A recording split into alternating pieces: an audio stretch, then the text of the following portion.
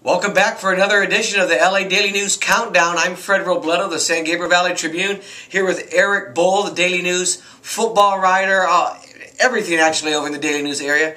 Erik, we got 4 more big games this week, and then we're going to hit the rapid-fire discussion to the end. We're going to get right to it. These are the 2-minute drills. We try to do these football games in 2 minutes or less. We're going to start off real quick. Valencia 0-1 at Chaminade. They're 2-0. That game is 7:30 p.m. Friday. Chaminade beat Pulaski, Arkansas 49-39 last week, and they beat Venice 37-20 in its opener. Valencia lost 35-21 to Palmdale. Erik, tell us about this game. Well, it was a bad prediction on my part. Remember I said last week that I like Valencia, so I gotta eat humble pie on that one. But the thing that surprised me the most about that Valencia game is their inability to stop the run. I said it was going to be a defensive game, and it was the furthest thing from it. Demario Richard from Palmdale, I talked him up last week.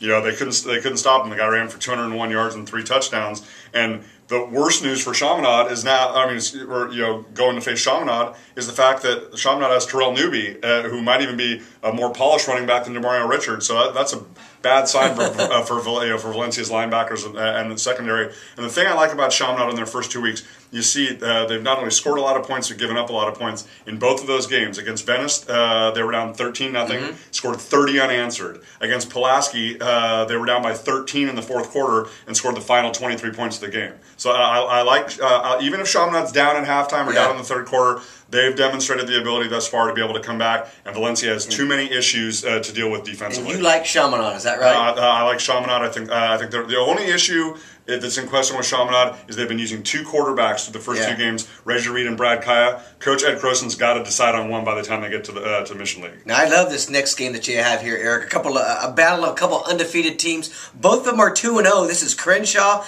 at Westlake, 7 p.m. Friday. Crenshaw's beat Norco 41-25. They beat Santiago 43-31. And Westlake, they've got undefeated by beating Del Oro 16-13 in overtime. And they beat Granite Bay 24-6 in its opener.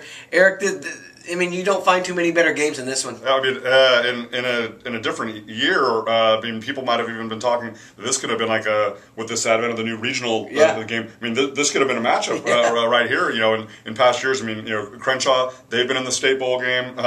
Westlake's been in the State Bowl game. So I love the fact of this intersectional matchup. And you're going to see so much speed on the field. Westlake's got a beautiful turf field. It's going to be amazing at the fact that.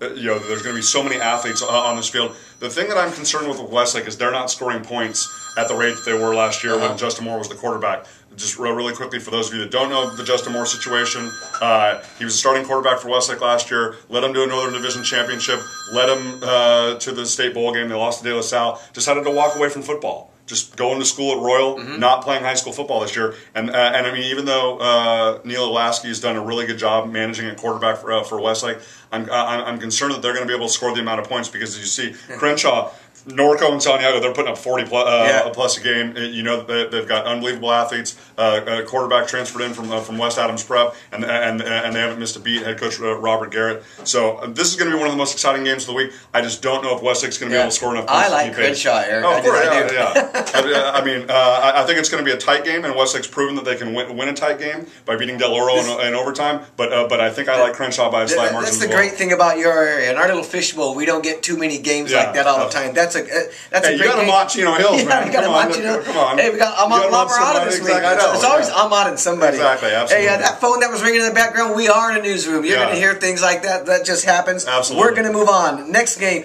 Both undefeated. JW North, they're 1-0. At Alemany, they're 2-0. Alemany beat Muir 49-12 last week, and they beat Pasadena 45-8. I'm sorry. They own Pasadena, in other words. JW North beat Colton 41-0 in its opener. Erik, Alemany's finally going to get a better test. I think for a team that plays in the Pac-5 and plays in the Sarah, playing Muir and Pasadena these past 2 weeks doesn't tell you enough about it. You'll know more. As we talked about, that was the opening act. Now we get to the main course.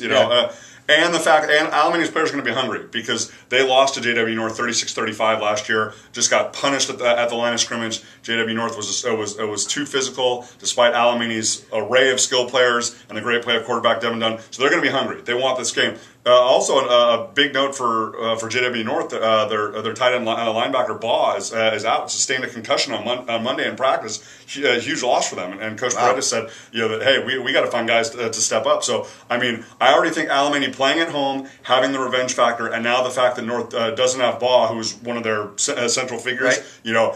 I was already leaning edge Alemany because of the revenge factor. Now I just I don't know if North's going to be able. You're going with North in this game. No, I'm going with Alemany. You're going to go with Alemany. Yeah, okay. but I just think if Boal was playing, I would call it a wash. But I got you. But Alemany with the revenge factor and the fact that he's out, right. you got to put. And like you said, Alemany, they got to win these games. Yeah. If they got aspirations of going far in the Pac-5 and winning the Sarah League, when you got to go through Amat and Crespi and Loyola, and you got to play these games. You got to play these games. And they haven't played in the first 2 weeks. Absolutely. Okay, we're gonna one more here. Harvard Westlake 1-1 at Granada Hills 2-0. That game is 7 p.m. Friday. Harvard Westlake beat North Hollywood 57-13, and then got beat pretty good by Loyola 42-27. That was 2 weeks ago, actually, right? Yeah.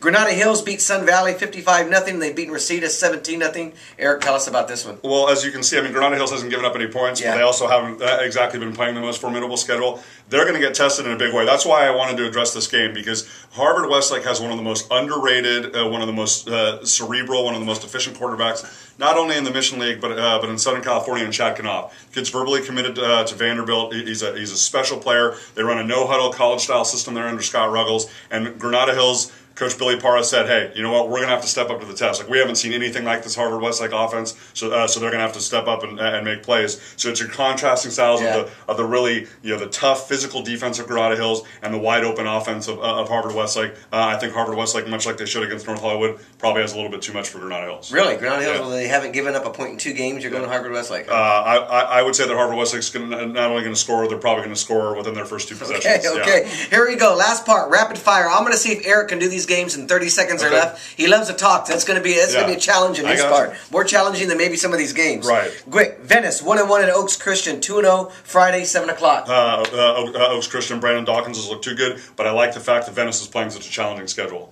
Crescenta Valley 1-0 at San Marino 1-0 7 o'clock Friday.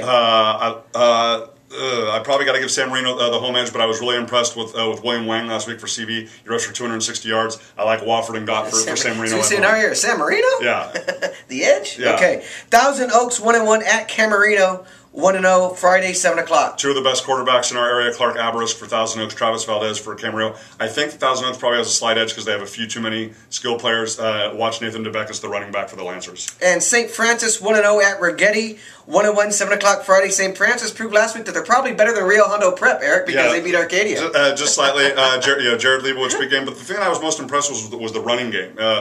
Steve Ramirez, Pasadena Star News editor, was there, and he saw that St. Francis can not only throw the ball with Leibowitz, but they can also run the ball really effectively. They amassed over 500 yards. But that's a tough road trip, Fred. Going up to Santa Maria, 3 hours, and Rigetti's already played Cabrillo and Villa Park. Yeah. Maybe that slight home edge to Rigetti. I don't know if this St. Francis team is ready for it. That's the game you're going to, right, Eric? Of course. I'm leaving right after this. Last one, Clovis West 0-2 at Crespi 3-0. They played 3 games, Eric, at 7 o'clock on Saturday. Can you believe this? That's why they need the extra day. Tell me about it. They played a Saturday game last week against Liberty High School from Nevada. I just think Crespi's offense is rolling too much. Clovis West was in a shootout last week against Canyon, lost 56-48. If you're giving up that many points already, and Crespi with their offense with Cody Cordell, and not to mention that they have one of the best defenses, and the fact they've played 3 games already, I like Crespi probably by a couple of touchdowns. Very good. That's Erik Boal. I'm Fred Robledo. Visit the LA Daily News blogs on Friday night. He'll have all the scores, and we'll come back and do this again next week. See you then.